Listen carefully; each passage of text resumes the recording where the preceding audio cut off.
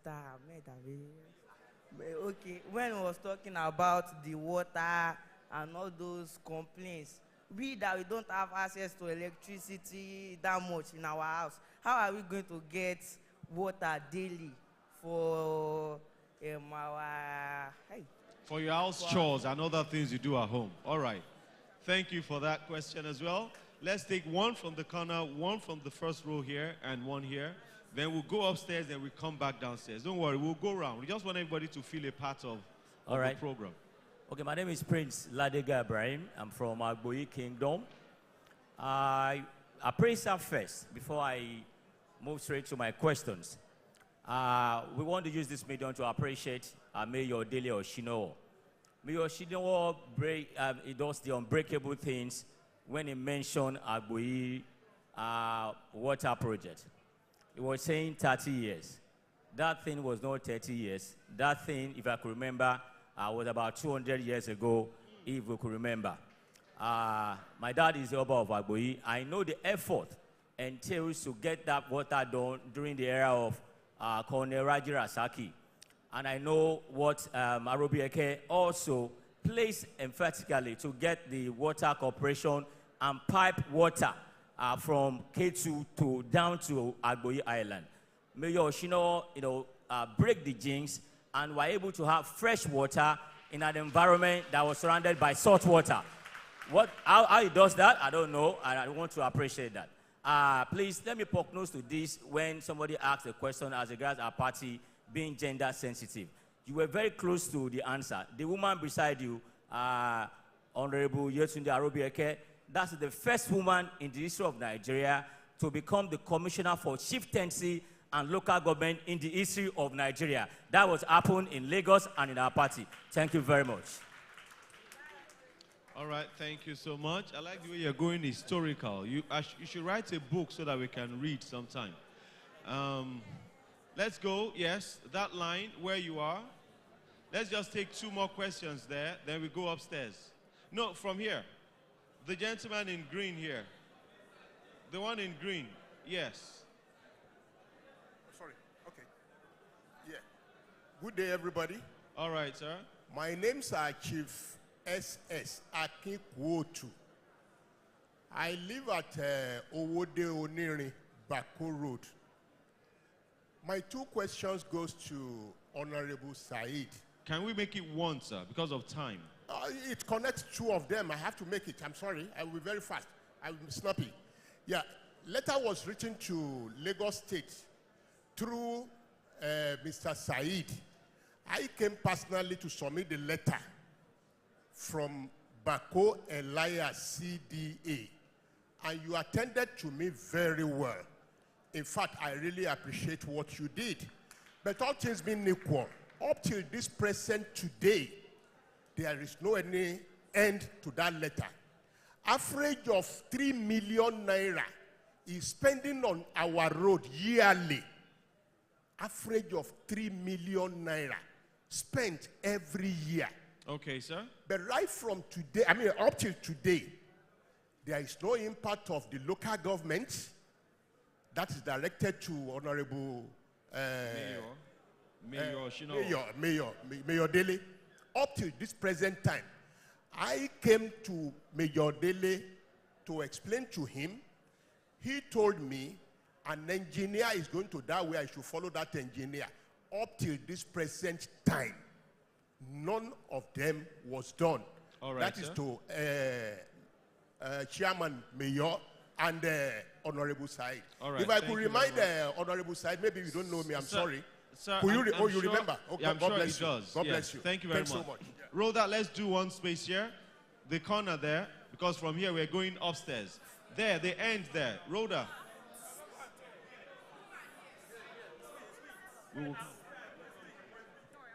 Good afternoon, everybody.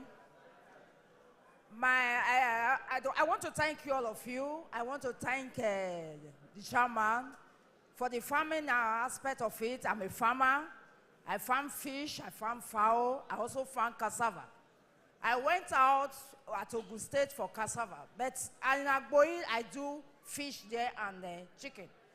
But aspect of you saying that that water is not good, the water is good for farming, for fishing. The water is good for fishing because I've been doing this for almost 10 years now, and I succeed for it. But I still need your help. You need to help us in that aspect of water, because if you do better borehole there, it's okay. But I don't have borehole, but I use this salt water. I put fish there by August, December, I harvest it. It's very good. And another people are still into it in that community. But what I want now, please, that road aspect, we need road in that our Agboyi-Ketu, we need road. Because our going in and coming out is not easy for us. Especially me going out now for that Ogun State for farming to bring something in. Sometimes if I want, I like doing fresh fufu. Because if you even spend it, you cannot even spend a single spend on it. But I will bring it here to do it. Okay, but for me to do it, I need road to harvest some things. All right, thank you for that, ma'am. We need road at Agboyi, please. We have the question now. Thank you. So we come to the panelists to give a response to these comments. But while we're getting you ready to do that, I'd like us to read a message from Twitter. Can we have calm in the house, please, in the hall? Can we have silence? All right, I'd like to read a tweet for us, and this is directed at Chairman Mayor Oshinowo. It says, this is coming from Babadela Olu. It says, at Lagos Talk, okay, I would like to ask the Honorable Chairman what he would do about those boys picking pockets and snatching bags of people at Ketu bus stop. It's too much. My aunt's phone was taken from her, and she followed them. They attacked her with a knife. All right, so can we start the response from your end? All right. Hello. Thank you. Let me start with the road thefts, the pickpockets, and security as a whole. Can we have silence, please? Some silence. The state government and the security, the police, are actually working day and night to curb this. And I can see there are a lot of improvements. Recently, some few people were apprehended at Ketu bus stops, at Alakwere, and even my 12. I'm also on the security aspect, the courtism and all that. 5 of them were sent to Kirikiri recently. And they are the major people terrorizing this community. All the incidents that happens around Alakwere recently, those guys have been caught. And I can tell you, if you look at the police report recently, you will see that they said they arrested 5 people. They showed some video where they are actually hacking someone to death. So they've been improving. I can tell you, Agboyi-Ketu is relatively peaceful compared to some other areas. We're trying our best on that. But we'll continue to do that. We'll continue to work with the security personnel. What you're saying, in Agboyi-Ketu LCDA, the police is your friend? He's our friend. We supported them with logistics, with whatever is needed for them to perform their duties. Okay. Yes, on Bako community, thank you very much. You brought a letter. But I said something, that for us to move into Bako community, you have to fix the access road. And you remember, when we were fixing Oterubu Gidon, you saw me, and I asked my engineer to go there. One of your CDA chairman or one member of the landlord association came to us and we asked him to go there. Bako Road is inside. The access road must be fixed before you can fix the whole community. He's asking me to fix the whole community, which we will do. But we are going to do it. Lagos State government, with us, we are going to fix road. It's part of our primary duties. And it is very important we do all this. So we'll take it step by step to do that. As I said now, 2 major roads over 1 kilometer will be fixed in Ajegunle-Owode axis. And I've said that to you, they are probably before end of this year it will be awarded. All right, Chairman. And this project is running close to 500 million naira each. So they're going to do it. Your community is a waterlogged area that has refused or that has failed to follow the physical planning, the town planning of Lagos State. You build on drainages, you build on canals, And I remember when we were doing the canal clearing, we were forced to demolish some building. We are forced to demolish some buildings. So we have to be strategic in whatever we are doing. By the time we are demolishing, you will go online and start saying that we've demolished your hard-earned money, we've destroyed your life, your livelihood. We have to be very careful. As much as you want this, some of your people are coming to us they are pleading to us that this is my livelihood. If you demolish it, how do you want me to make ends meet? Yes. So roads as a whole in Agboyi-Ketu, it is our primary duty to fix it. But remember, I said something from my speech, and I said, if I have all the money, I'll fix all the road in Agboyi-Ketu. It is my priority. It is my joy to do this. All right. Then that's the reason why I came into politics. Yeah, thank you for that. All the questions answered, or you have one more left? Yeah, the water and electricity. I could remember that some few years ago, I donated transformers, at least 3 transformers to Agboyi-Ketu. We already have some questions. Always on your second. Arabazo, Exobi, Olu. For good 2 years, we were out of electricity, and the IKEDC keep on promising them they will come and do it for them. You know the funny thing about this? It is not doing it. IKEDC will come back to us. That to come and pay over 6 million naira to energize it for them. And immediately they energize it, even we spend our money, that transformer belongs to them. And you can't claim it again.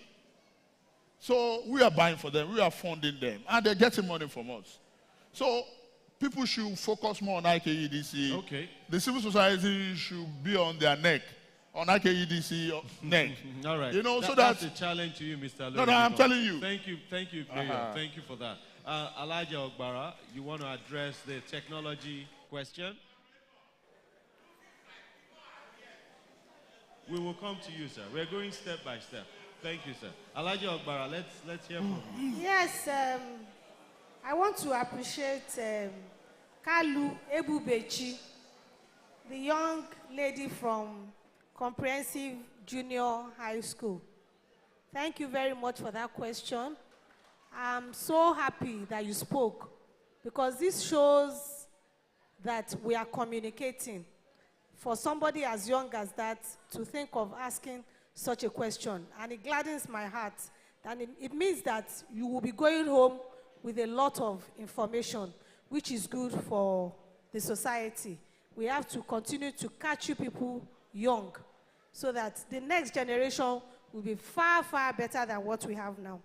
She asked a question that, how will traders who do not have smartphones, that do not have access to technology, be able to improve on their business? What you don't have, you cannot give.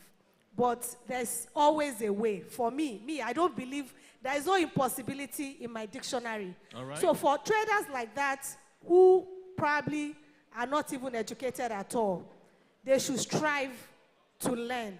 We have adult schools in Lagos State. The state government has a place for adult education. If you are really interested, this thing is about passion. If you are really interested to still learn, you can go to adult school. That is one. Secondly, if you don't have access to smartphones, and you don't even have access to technology, you may have children or your neighbors or people around you that can help you. For instance, if I sell pepper and I don't have access to anything and I'm an illiterate, if I am very grandmother that does not